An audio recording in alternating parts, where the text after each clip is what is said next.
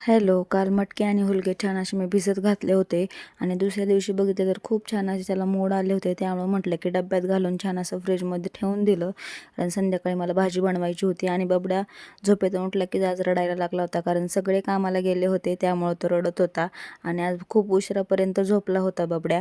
तर मग छान असं बबड्याला अंघोळ वगैरे घालून खाऊ पिऊ घालून असं बसवलं होतं आणि म्हटलं पटकन आपली कामे वगैरे आवरून घ्यावीत. झाडू वगैरे मारला, पोछा मारला आणि आज पायऱ्या बऱ्याच दिवसानंतर पुसल्या होत्या तर खूप क्लीन वाटत होत्या.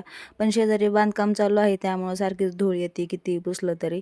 मग शाळेत गेलो तर खाऊ आणण्यासाठी शाळेत गेलो होतो, पण तिथे गेल्यानंतर आम्हाला कळालं की शाळेत आज हळदी कुंकू आहे. त्यामुळं मग आम्ही साडी वगैरे घातली नव्हती, आम्ही असंच गेलो होतो. तर तिथं चहा आणि नाश्ता पण होता.